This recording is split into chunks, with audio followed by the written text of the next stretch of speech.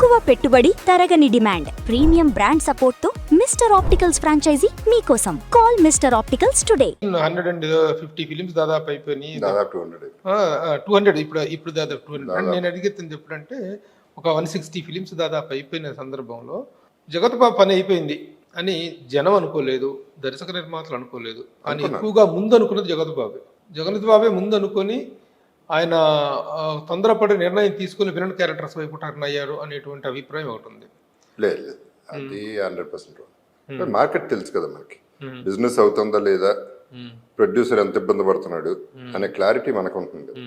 So అది నిర్ణయం అనేది బెస్ట్ నిర్ణయం, అందులో డౌట్ లేదు. అంటే ఇది ఎవరి పాయింట్ ఆఫ్ వ్యూలో చెప్తున్నాను నేను అడుగుతున్నాను. యాజ్ ఏ జర్నలిస్ట్ గా మేము చూశాను ఎంతో మంది హీరోలు 10-12 రో ఆఫ్ ఫ్లాప్స్ ఇచ్చిన తర్వాత కూడాను మళ్ళీ హీరోలుగా టర్న్ అయినట్టు సందర్భాలు ఉన్నాయి. ఈవెన్ ఇప్పటికీ కూడా చాలా మంది హీరోలు రో ఆఫ్ ఫ్లాప్స్ ఇస్తున్నా సరే ఐఎమ్ స్టిల్ ద హీరో అని చెప్పి కంటిన్యూ అవుతున్న వాళ్ళు ఉన్నారు.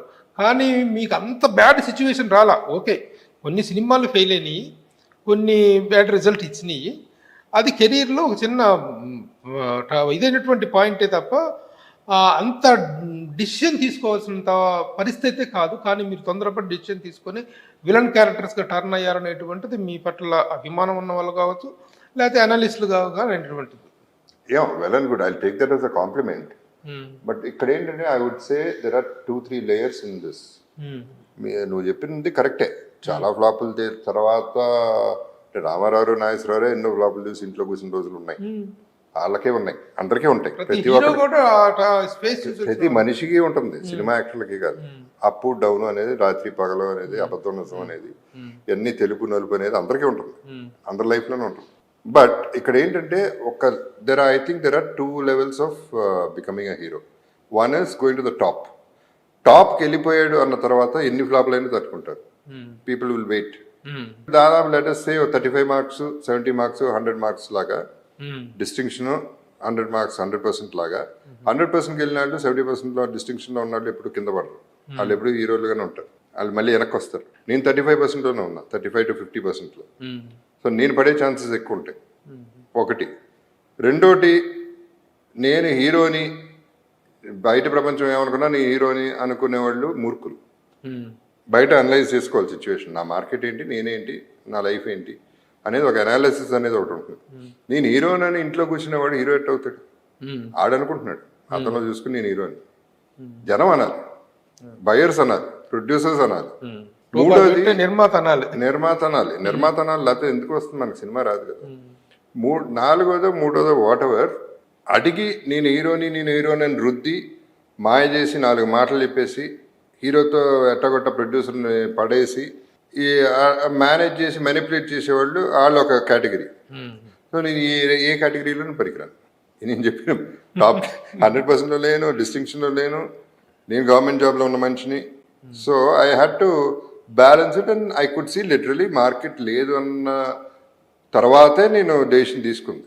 ప్రవరాక్యుడప్పుడు that was the last film as a hero as far as I remember. కొంచెం బిగ్ బడ్జెట్ సినిమా, అదొకటే సినిమా ఉంది నాకు అప్పుడు. మిగతా సినిమాలన్నీ లేవు, రాలేదు, ఎవరు ప్రొడ్యూసర్స్ రాలేదు, లేరు. నేను కదా పడింది 3 years ఇంట్లో కూర్చుంది నేను. సో మార్కెట్ లేదనేది 3 years ఎందుకు కూర్చుంటాం, మార్కెట్ లేనప్పుడు కూర్చుంటాం. సో మార్కెట్ లేదనేది క్లారిటీ వచ్చేసింది నాకు. ప్రవర్ ఆకేటప్పుడు డెసిషన్ తీసుకోవడం జరిగింది, అది బయటికి చెప్పలేదు కానీ నా డెసిషన్ నేను తీసేసుకున్నాను. హీరోగా మార్కెట్ అయిపోయింది, ఇప్పుడు నెక్స్ట్ ఏంటి, నాకు వచ్చింది యాక్టింగ్.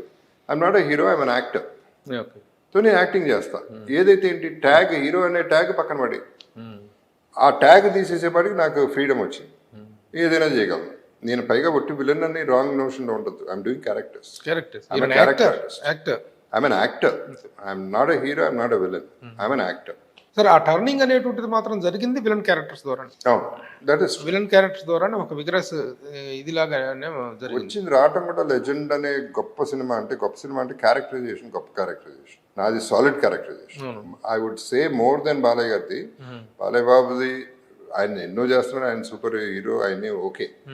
బట్ ఒక విలన్ గా, ఒక మంచి విలన్, సూపర్ విలన్ వచ్చాడు ఒకడు అనేది గుర్తింపు దాంట్లో వచ్చింది, సాలిడ్ గా వచ్చింది. అంటే మన సినిమాలో విలన్ అంటే విలన్ లాగా ఉంటాడు, రెగ్యులర్ కమర్షియల్ విలన్. బట్ ఈ నేను చేసింది క్యారెక్టర్లో దమ్ ఉంది. ఒక యంగ్ క్యారెక్టర్, పెళ్ళైన ముందు నుంచి, పెళ్ళైన కాడ నుంచి, తర్వాత older character, older generation, and every scene every shot Boyapati conceive చేసిన సాలిడ్నెస్, ఆ సాలిడ్నెస్ బాగా హెల్ప్ అయింది నా కెరియర్. తెలివైన నిర్ణయంగా భావించుకోవాలా, విశ్లేషించుకుంటే ఇది ఒక తిరోగమనం అనుకోవాలా? మామూలుగా మాట్లాడు. తిరోగమనం అంటే back footing Babu.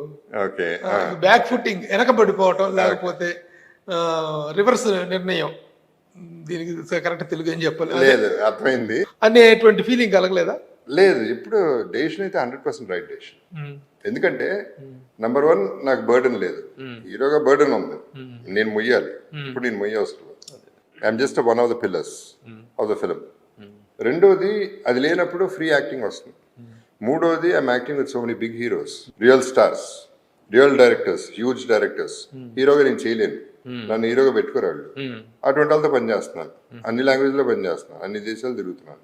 What else do I want? So ఇంకా స్పాన్ పెరిగిందంటారు. 100% పెరిగింది, 100%. బాబు, ఈ చేంజ్ అనేటువంటిది ఎవరు ఎలా తీసుకున్నప్పటికీ ఇంట్లో ఫ్యామిలీ మెంబర్స్, ఇంతకాలం మా డాడీ హీరో అని, మా వారు హీరో అని చెప్పి మీ శ్రీమతి గారు అనుకోవటం, అది ఒక విలన్ గా టర్న్ అవటం పట్ల వాళ్ళ రియాక్షన్ ఎలా అనిపించింది మీకు? బంధువుల సంగతి నాకు తెలియదు, కానీ ఇంట్లో నేను ఎప్పుడు హీరో అని ఫీల్ అవ్వలేదు.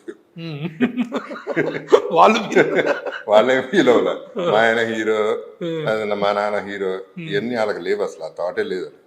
ఇన్ఫాక్ట్ నాతో నడవని కూడా నడవరు పక్కన, నేనుంటే ఎక్కడో నడుస్తుంటారు. They not connected. So what, it's another profession అంతే వాళ్ళ ప్రకారం, which is right. They are right in their own way. వాళ్ళ లైఫ్ కాలేదు నార్మల్.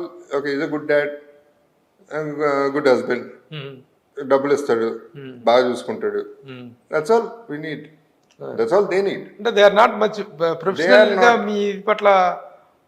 అంటే ఆ రోజుల్లో శుభలగ్నం అలాంటి ఒక రో ఆఫ్ ఫిలిమ్స్ చేసిన మావచూరు, ఇలాంటి రో ఆఫ్ ఫిలిమ్స్ చేస్తున్న రోజుల్లో కూడా మిమ్మల్ని వాళ్ళు ఎంజాయ్ చేయలేదా మీ కెరీర్ని? కానీ వాళ్ళు నా సినిమాలు చూడలేదు, బయట వాళ్ళ ప్రపంచం ఏం జరుగుతుందో వాళ్ళకి తెలియని కూడా తెలియదు. So they not connected at all. అలా మీకు అనిపించదా మరి, నా సినిమా చూడలేదా మీరు, మీరే నన్ను అభిమానించకపోతే బయట వాళ్ళు ఎందుకు అభిమానిస్తారు అనేటువంటి వాదన మీరు ఎప్పుడు పెట్టలేదా? అంత ఆలోచన లేదు. అది ఎవరిష్టం వాళ్ళది. Just because I'm your husband or your father, అది చూడాలని రూల్ ఏం లేదు. అది వాళ్ళ ఇష్టం అయితే చూస్తారు, లేకపోతే లేదు. ఇప్పుడు అసలు చూడలేదు, ఎందుకంటే ప్రతి సినిమాలో చంపేస్తున్నారు, లేకపోతే ఏదో రకంగా బ్యాడ్ చేస్తున్నారని అసలు చూడలేదు.